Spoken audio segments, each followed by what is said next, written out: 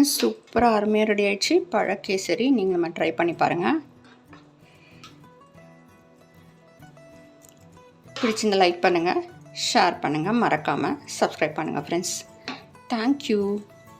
வணக்கம். Hi friends. இப்போ நான் பார்க்க போகிறேன்னா இன்றைக்கி நான் ஃப்ரூட் அல்வா தான் செய்கிறேன். வாங்க எப்படி செய்யலான்னு பார்க்கலாம்.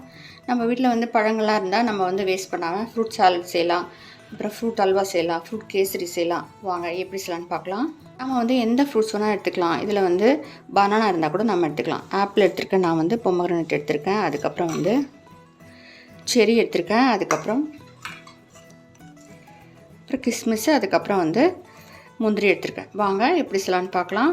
கிரேப்ஸ் இருந்தால் கூட நீங்கள் ஒரு கப்பு ரவைக்கு நான் 1.25 கப்பு சுகர் எடுத்திருக்கேன். நீங்கள் கூட குறைச்சி போட்டுக்கலாம்.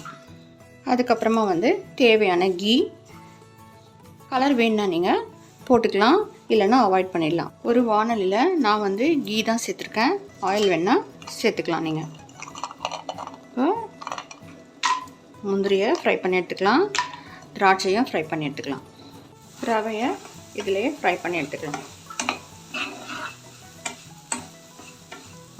இப்போ நம்ம வாட்டர் ஆட் பண்ணிக்கலாம். இது ஹாட் வாட்டர். இதில் நான் கலர் சேர்த்துருக்கேன். கலர் வேணான்னா நீங்கள் அவாய்ட் பண்ணிவிடுங்க.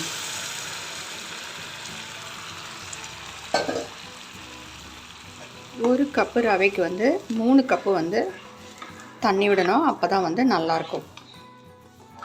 இது நல்லா வெந்து வரட்டும். சுகர் ஆட் பண்ணிடலாம். நல்லா கலந்து விட்டுருவோம்.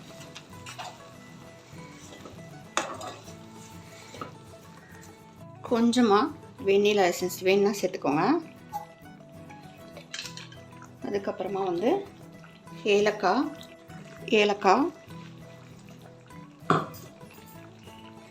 அதுக்கப்புறமா திராட்சை, முந்திரி, அதுக்கப்புறமா செரி எல்லாம் சேர்த்துக்கலாம். கொஞ்சம் பொமக்ரனேட் சேர்த்துப்போம். கொஞ்சம் ஆப்பிள் சேர்த்துக்கலாம்.